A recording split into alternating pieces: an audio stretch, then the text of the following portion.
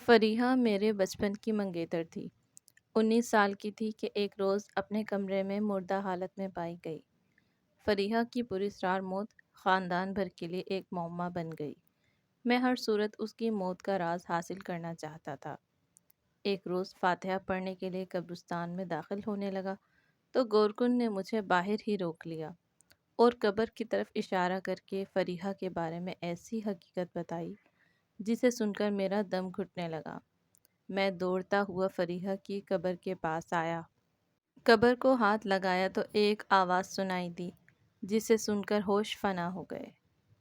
میں آج برسوں بعد اپنے دل میں بے پناہ بےتابی لیے اس گھر کے دروازے پر رکا اور لمبی سانس لے کر سالوں کی تھکن اتارنے لگا۔ اسی سمے کسی بچے نے دروازہ کھول دیا اور حیرت سے میری طرف دیکھ کر بولا، کس سے ملنا ہے؟ میں نے کہا، تم جمال کے بیٹے ہو نا؟ تمہارے بابا کہاں ہیں؟ جمال فریحہ کا بڑا بھائی تھا۔ اپنی منگیتر کا نام لینا میں نے مناسب نہ سمجھا، سو جمال کے بارے میں پوچھ لیا۔ بابا گھر پر ہیں، یہ کہہ کر وہ اپنے بابا کو بلا لایا۔ جمال نے 4 سال بعد مجھے اپنے سامنے موجود پایا تو اسے اپنی نظروں پر یقین نہیں آیا تھا۔ کچھ دیر تو وہ حیران سا کھڑا رہا، پھر دوڑ کر میرے پاس آیا اور گلے لگ کر بولا، استاد آج کیسے گاؤں کی یاد ستا گئی؟ میں نے کہا، خالہ سے کیا ہوا وعدہ یاد تھا سو آج کھینچا چلا آیا۔ میری بات پر وہ سر کھجا کر رہ گیا۔ اسی وقت جمال کی بیوی کمرے میں داخل ہوئی اور مجھے دیکھ کر پہلے تو چونکی، پھر چہرے پر خوشامد بھری مسکراہٹ سجا لی۔ نہ جانے کیوں مجھے دال میں کچھ کالا محسوس ہو رہا تھا، سو میں پوچھے بغیر نہ رہ سکا، فریحہ کہاں ہے؟ میری بات سن کر جمال اور اس کی بیوی کے چہرے تاریک ہو گئے اور وہ کہنے لگا، 1 سال پہلے فریحہ کی موت ہو گئی۔ مجھے تو ایسا محسوس ہوا جیسے کسی نے میرے دل میں کوئی خنجر سا گھونپ دیا ہو۔ میری آنکھیں پھٹی کی پھٹی رہ گئیں۔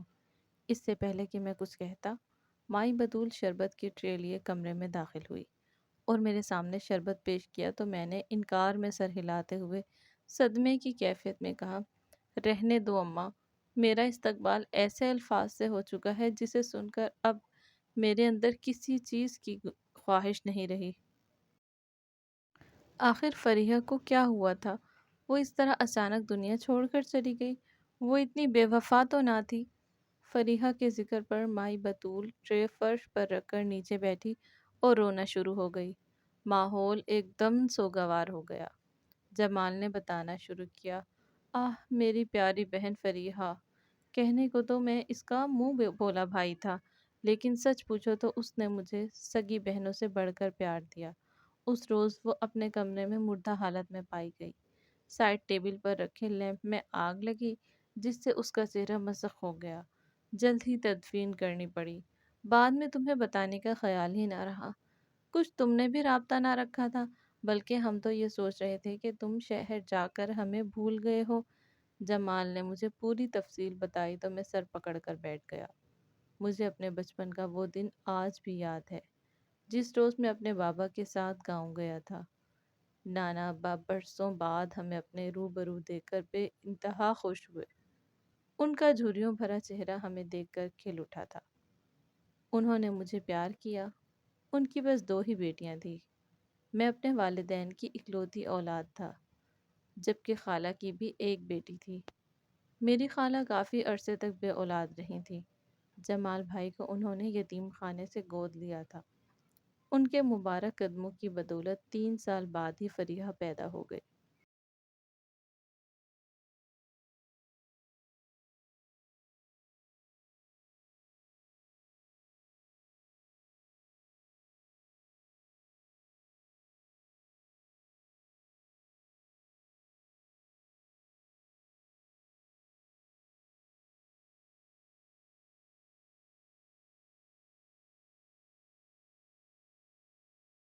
اور یوں ان کا گھر خوشیوں کا گہوارہ بن گیا۔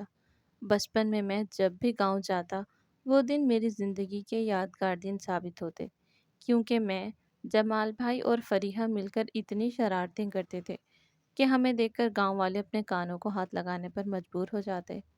اس بار ہم گاؤں آئے تھے تو نانا ابا نے میرا اور فریحہ کا رشتہ طے کر دیا۔ وہ سادگی بھرا زمانہ تھا اور نہ ہی بچوں کے ذہن اتنے پختہ ہوا کرتے تھے۔ رشتہ طے ہونے کے بعد بس ہمیں یہ احساس تھا کہ اب ہم سارے عمر ساتھ رہیں گے اور ہماری دوستی سارے عمر قائم رہنے والی ہے۔ یہ سوچ کر ہم دونوں بہت خوش تھے، جبکہ جمال بھائی کافی غمزدہ تھے۔ کہتے تھے، میری ایک ہی اکلوتی بہن ہے، اگر یہ شہر چلی گئی تو میں یہاں کس کے ساتھ رہوں گا؟ فریحہ معصومیت بھرے انداز میں آنکھوں میں موٹے موٹے آنسو لے آتی اور کہتی، میرے ویر پریشان نہ ہو، یہ ہے نا فہد، یہ مجھے سال میں 3 بار گاؤں لے کر آیا کرے گا، ہے نا فہد؟ وہ مجھ سے اقرار مانگتی تو میں فرما بردار بچے کی طرح گردن ہلا کر کہتا، ہاں ہاں، تو جب بھی کہے گی میں تجھے گاؤں گھمانے کے لیے لے آیا کروں گا۔ وقت پر لگا کر اڑ گیا۔ جس زندگی کو ہم بہت خوبصورت سمجھا کرتے تھے وہ تو بس ذمہ داریوں کی شکل میں سامنے آئی تھی۔ بچپن کی شرارتیں، ہنگامے اور مستیاں نہ جانے کہاں کھو گئیں۔ بچپن ختم ہوا اور ہم بڑے ہو گئے۔ میری اعلیٰ تعلیم شروع ہوئی تو گاؤں جانے کا دورانیہ بھی طویل سے طویل تر ہوتا گیا۔ ایک بار میں، اماں اور ابا گاؤں آئے تاکہ شادی کی تاریخ طے کر سکیں، لیکن بھائی جمال نے یہ کہہ کر ہمیں شادی کی تاریخ دینے سے منع کر دیا کہ جب تک فہد کا کوئی کاروبار سیٹ نہیں ہو جاتا میں فریحہ کو اس گھر سے رخصت نہیں کروں گا، کیونکہ ابا جان نے مرتے ہوئے مجھے اس کی ذمہ داری سونپی تھی اور میں اپنی ذمہ داری نبھانا خوب جانتا ہوں۔ خالہ نے بھی جب بیٹے کی ہاں میں ہاں ملائی تو ہم سب اپنا سا منہ لے کر واپس آ گئے اور اماں نے 4 سال کی مہلت لی۔ اپنی سگی خالہ اور جمال بھائی کی اس حرکت پر میرا دل بہت دکھا تھا، لیکن اماں نے مجھے سمجھایا کہ بیٹا، بہن بیٹی کا معاملہ بہت نازک ہوتا ہے، ہر کسی کو اپنی بیٹی عزیز ہوتی ہے، انہوں نے اپنی بیٹی کے بارے میں شاید درست ہی سوچا ہو، تم دل برا نہ کرو اور دنیا کے سامنے کچھ بن کر پیش آؤ تاکہ کوئی تم پر اعتراض نہ کر سکے۔ ایک 30,000 کی نوکری میں واقعی آج کل خرچے پورے نہیں ہوتے۔ اماں نے نہ جانے یہ بات مجھے سمجھائی تھی یا انہوں نے اپنے دل کو سمجھایا تھا، میں اندازہ نہ لگا پایا، لیکن اس روز میں نے دل ہی دل میں تہیہ کر لیا تھا کہ اب ہر صورت اپنا مقام اتنا بلند بنا لوں گا کہ کوئی مجھے انکار نہ کر سکے گا۔ میں اپنے کاروبار کو سیٹ کرنے کے لیے جدوجہد میں لگ گیا۔ دوسری طرف میری زندگی بھر کی خوشیاں داؤ پر لگ رہی تھی۔ اماں کو کینسر ہوا اور یہ خبر سن کر خالہ فریحہ کو ساتھ شہر لے آئیں۔ آج کافی عرصے بعد اس دشمن جاں کو دیکھ رہا تھا جس کی آنکھوں کے گرد سیاہ حلقے پڑے ہوئے تھے، اور اسے دیکھ کر صاف اندازہ لگایا جا سکتا تھا کہ وہ رت جگہوں کی عادی ہے۔ بچپن رخصت ہوا تھا تو ہمارے درمیان خود بخود فاصلے موجود ہوئے تھے۔ میں سب کے لیے ناشتہ بنانے کے لیے کچن میں کھڑا ہوا تو وہ بنا آہٹ کیے میرے برابر میں آ کر کھڑی ہو گئی اور شرمندہ سے انداز میں بولی، لائیں میں بنا دیتی ہوں۔ وہ انڈا پھینٹنے لگی تو میں نے نرمی سے اس کی کلائی تھامی اور بولا، تھک جائیں گی، مجھے عادت ہے، میں کر لوں گا۔ اس کی گلابی ہونٹوں پر مسکان پھیلی۔ مجھے ایسا محسوس ہوا جیسے میرے آس پاس کوسے قزح سے رنگ بکھر گئے ہوں۔ میرا ہاتھ اس کی کلائی پر ہی رہ گیا۔ اس نے دھیرے سے اپنی کلائی میرے ہاتھ سے چھڑائی۔ میں شرمندہ سا ہو کر بولا، مہمانوں کی سیوا کرنا میرا فرض ہے، ویسے بھی مجھے کام کرنے کی عادت ہے۔ وہ پھر سے جان لیوا انداز میں مسکرائی اور دھیرے سے بولی، دل کا مہمان مت بنا لیجیے گا۔ یہ کہہ کر وہ وہاں رکی نہیں اور میں اس کے ذو معنی سے جملے میں الجھ کر رہ گیا تھا۔ اس کا لہجہ، اس کی آواز، اس کی موجودگی، سب کچھ جاں گسل تھا۔ شاعر ہوتا تو دیوان لکھتا، ادیب ہوتا تو کتاب لکھتا، اور اگر میں لفظوں کے تانے بانے بن رہا تھا۔ جب چائے ابل پڑی میں جلدی سے ناشتہ بنانے لگا۔ فریحہ نے میرے ساتھ مل کر ناشتہ ٹیبل پر لگایا اور پھر جلد ہی ناشتہ کر کے میں کام پر جانے کے لیے تیار ہو گیا۔ خدا حافظ کہنے کے لیے کمرے میں داخل ہوا تو خالہ امی سے کہہ رہی تھی، کوثر، مجھے تمہاری طبیعت ٹھیک نہیں لگ رہی ہے، جیسے ہی تمہاری طبیعت سنبھلتی ہے گاؤں آ کر سادہ نکاح کر کے اپنی امانت لے جاؤ، جمال کو میں خود دیکھ لوں گی۔ خالہ کی بات سن کر اماں خوش ہو گئیں۔ مگر میں نے ہاتھ بلند کر کے کہا، خالہ، اس موضوع پر پہلے بات ہو چکی ہے، اب اس پر بات کرنا بیکار ہے۔ 4 سال مکمل ہونے کے بعد ہی شادی ہوگی۔ فریحہ کی محبت، اس کی خوبصورتی اور اس کا سحر اس وقت نہ جانے کہاں کھو گیا تھا۔ میرے اندر کی انا جا کر میرے 4 سو پھیلی ہوئی تھی۔ میرے سخت لہجے کے سامنے وہ کچھ بول ہی نہ سکی تھی، اور اماں مجھے حیرت و تعصب بھری نظروں سے دیکھ کر رہ گئی تھی۔ میں وہاں لمحہ بھر رکے بغیر چلا گیا۔ یہ میری زندگی کی سب سے بڑی غلطی تھی، ایک ایسی غلطی جس کے بعد میری کوئی غلطی اس کے برابر جگہ نہ لے سکی۔ اماں کی آنکھوں میں امید کا دیا مدھم پڑ گیا، اور خالہ خاموش ہو گئیں۔ 2 دن بعد ان کی واپسی تھی۔ میں انہیں اسٹیشن چھوڑنے کے لیے آیا تو میں نے محسوس کیا کہ فریحہ کی آنکھیں کچھ نم سی تھیں اور مجھے کچھ کہنا چاہتی تھی۔ میں خالہ کی موجودگی میں اس سے کچھ نہ بول سکا، اور آنکھوں ہی آنکھوں میں اسے کچھ پیغام دیے جسے نہ جانے وہ سمجھ سکی تھی یا نہیں۔ یہ میری اس سے آخری ملاقات تھی۔ اگر مجھے اس بات کا علم ہوتا تو اسے ہمیشہ ہمیشہ کے لیے شہر میں ہی روک لیتا، مگر افسوس۔ خیر، اماں کے علاج کے سلسلے میں اتنا مصروف رہا کہ اپنا ہوش بھی نہ رہا۔ 2 ماہ بعد گاؤں سے اطلاع آئی کہ خالہ کو ہارٹ اٹیک ہوا ہے اور وہ جامع نہ ہو سکیں۔ میں چاہنے کے باوجود وہاں نہ جا سکا۔ بہت دل چاہا کہ فریحہ کو جا کر دلاسا دے دوں، مگر اماں کو چھوڑ کر جانا ممکن نہ تھا۔ اماں کی حالت بھی دن بدن گرتی جا رہی تھی، اور پھر ایک روز میری پیاری ماں نے اپنی ہر تکلیف سے چھٹکارا پا لیا۔ میرے لیے یہ صدمہ سہنا بڑا مشکل تھا۔ ابا بھی خاموش رہنے لگے تھے۔ گاؤں سے جمال بھائی آئے اور بولے، فریحہ بیمار ہے اس لیے آ نہ سکی۔ میں خاموش رہا، مگر میرے دل میں ایک گرہ سی پڑ گئی تھی۔ کچھ دن رہ کر وہ اور بھاوے واپس چلے گئے، اور میں اپنے معمول کے کاموں میں مگن ہو گیا۔ کاروبار ترقی کا سفر تیزی سے طے کر رہا تھا، اور میں ہر ماہ سوچتا کہ اب یا تب وقت نکال کر گاؤں چلا جاؤں گا، تاکہ فریحہ کو ہمیشہ ہمیشہ کے لیے شہر لے آؤں۔ مگر پھر اپنی نئی مصروفیات میرے ارادوں کو کمزور کر دیتی، اور اب آیا تھا تو سب کہہ رہے تھے کہ وہ اس دنیا میں نہیں رہی۔ مجھے اس بات کا یقین نہیں آ رہا تھا۔ میں سخت بے چین تھا۔ وہ اتنی بے وفا بھلا کیسے ہو سکتی تھی؟ میں رات بھر سکون کی نیند نہ سو سکا تھا۔ صبح کو آئینے میں اپنا چہرہ دیکھا تو آنکھیں سرخ انگارہ بنی ہوئی تھی۔ مائی بطول کمرے میں داخل ہوئی اور کچھ دیر مجھے تکتی رہی، پھر اپنے کانپتے ہاتھوں سے میرا چہرہ تھام کر میری پیشانی چوم کر بولیں، پتر، رب کے فیصلے رب ہی جانے، تو دل چھوٹا نہ کر، میں خود اپنے پتر کا بیاہ کراؤں گی۔ مائی بطول کے وجود سے ممتا اور محبت پھوٹ رہی تھی۔ مجھے اپنی اماں کی یاد ستا گئی۔ وہ عرصہ دراز سے خالہ کے گھر میں ملازمہ تھیں، اور اس گھر کے ہر راز سے واقف تھیں۔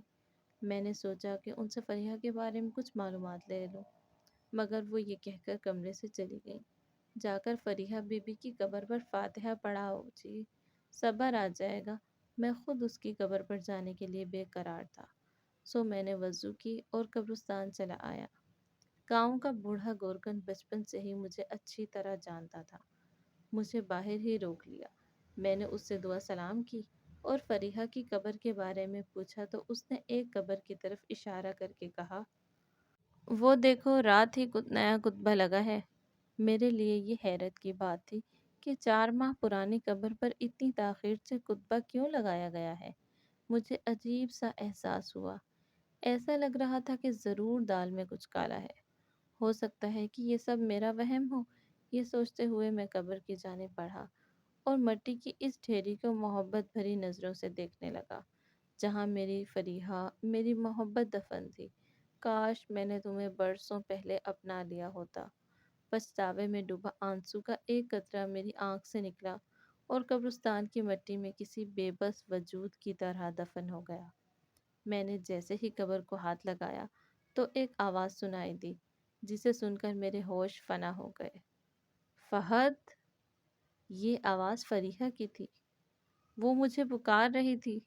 حیرت کے مارے میری آنکھیں پھٹی کی پھٹی رہ گئیں۔ خوف کے مارے ایسا محسوس ہو رہا تھا جیسے میرا دل پھٹ جائے گا۔ فہد، میں زندہ ہوں! میں نے پیچھے پلٹ کر دیکھا تو فریحہ ننگے پاؤں بکھرے بالوں کے ساتھ میرے سامنے کھڑی تھی۔ اس کی آنکھوں سے آنسو بہہ رہے تھے، لب کپ کپا رہے تھے۔ میں نے ایک نظر سامنے لگے کتبے پر ڈالی جہاں بڑے بڑے حروف میں فریحہ کا نام لکھا ہوا تھا، اور ایک نظر فریحہ کے آنسوؤں بھرے چہرے پر ڈالی۔ جمال بھائی نے میرا نکاح کر دیا تھا، اور یہ قبر مائی بطول کی بیٹی کرن کی ہے۔ تم نے دیکھا تھا نا، بچپن میں وہ بھی ہمارے ساتھ کھیلا کرتی تھی۔ وہ مری تو جمال بھائی کے دل کا لالچ جاگ گیا۔ میرا نکاح برابر والے گاؤں میں موجود ایک پاگل انسان سے کر دیا گیا ہے۔ یہ کرن کی قبر ہے، اور اس پر کتبہ میرے نام کا ہے، تاکہ کسی کو شک نہ ہو کہ میں زندہ ہوں۔ سسرال میں میری نوکرانی جیسی حیثیت ہے۔ جمال نے سسرال والوں سے کہا تھا کہ فریحہ کو کبھی میکے نہ بھیجنا۔ وہ تو بھلا ہو مائی بطول کا، جس نے کل آ کر چپکے سے اطلاع دی کہ تم آئے ہو، اور میری جھوٹی موت کا قصہ سن کر سخت غمزدہ ہو۔ بڑی مشکل سے جان بچا کر آئی ہوں۔ تمہیں ایک نظر دیکھنے کی خواہش تھی، دیکھ لیا، اب چلتی ہوں۔ اگر کسی نے دیکھ لیا تو بہت برا ہوگا۔ میری ساس بڑی ظالم ہے، اس نے بالکل اجازت نہیں دینی تھی، بغیر پوچھے آئی ہوں۔ مجھے حیران پریشان کھڑا چھوڑ کر وہ پلٹی تو میں نے اس کا ہاتھ تھام لیا۔ ایسے کیسے جانے دوں؟ خبردار اگر جانے کا ذکر بھی کیا تو، میں نے سخت لہجے میں کہا، اور اسے ساتھ لیے گھر کی جانب چل پڑا۔ وہ گھر میں داخل ہوتے ہوئے ڈر رہی تھی۔ میں گھر نہیں جا سکتی، اب میرا اس گھر پر کوئی حق نہیں ہے، کیونکہ جمال بھائی نے میرے سے دستخط کروا کر سب کچھ اپنے نام کروا لیا تھا۔ انہوں نے مجھے گھر آنے سے منع کیا تھا، ورنہ وہ کہتے ہیں کہ مجھے زندہ نہیں چھوڑیں گے۔ فریحہ نے ایک نیا انکشاف کیا تو مجھے جمال پر سخت غصہ آیا۔ میں نے فریحہ کا ہاتھ تھاما اور اسے گھر لے آیا۔ وہ اپنا ہاتھ چھڑا کر زینے کے پیچھے چھپ گئی۔ اسی وقت جمال کمرے سے نکلا اور بولا، میرا ویر فری کی قبر سے ہو آیا؟ میری پھولوں جیسی بہن کیسے جوانی میں ہی مجھے چھوڑ کر چلی گئی؟ اس کے علاوہ اس دنیا میں میرا تھا ہی کون؟ مگر اس نے خیال نہ کیا، خدا اسے جنت میں اعلیٰ مقام عطا فرمائے۔ اسے دیکھ کر اندازہ لگانا مشکل تھا کہ وہ اداکاری کر رہا ہے۔ اس کے لہجے میں غم ہی غم تھا۔ میرا جی چاہا کہ اس کا گریبان پکڑ کر اسے جھنجھوڑ ڈالوں، مگر خود پر ضبط کر کے کھڑا رہا۔ جمال کچھ آگے بڑھا تو اس کی نظر فریحہ پر پڑی۔ فوراً ہی اس کی آنکھیں حیرت سے پھیل گئیں، اور اب اس نے نیا ڈرامہ شروع کر دیا۔ ارے فہد، وہ دیکھو فریحہ کی روح تمہاری محبت میں پاگل ہو کر میرے گھر تک آ پہنچی ہے۔ اسے کہو یہاں سے نکلے، بلکہ ہم خود اسے دھکے دے کر گھر سے نکالتے ہیں۔ روحیں بڑھنے کے بعد گھر واپس نہیں آیا کرتی۔ یہ کہہ کر وہ فریحہ کی جانب بڑھنے لگا تو میرا ضبط ختم ہو گیا۔ میں 2 قدم آگے بڑھا اور جمال کو دھکیلتا ہوا دیوار تک لے آیا۔ تم کیا سمجھتے ہو تم ایک اکیلی لڑکی کے ساتھ کھیل کھیلو گے اور کامیاب ہو جاؤ گے؟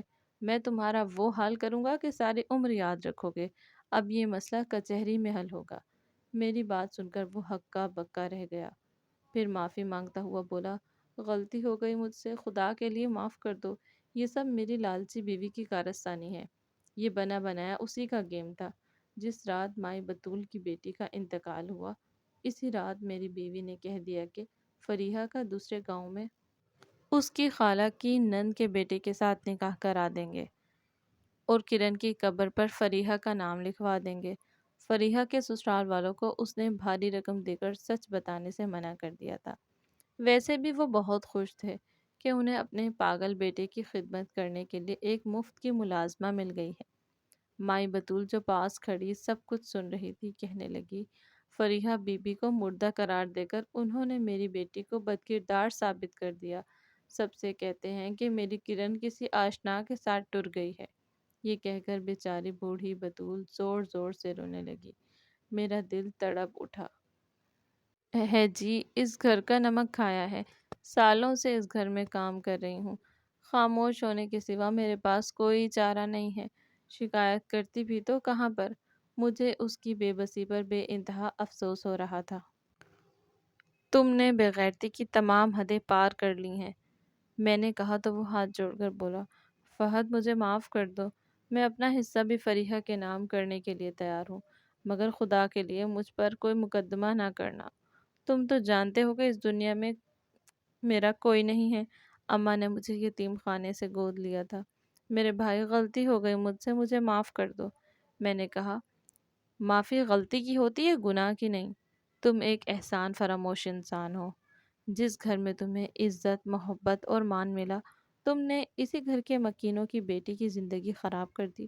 روز قیامت اس کے ماں باپ کو کیا جواب دو گے؟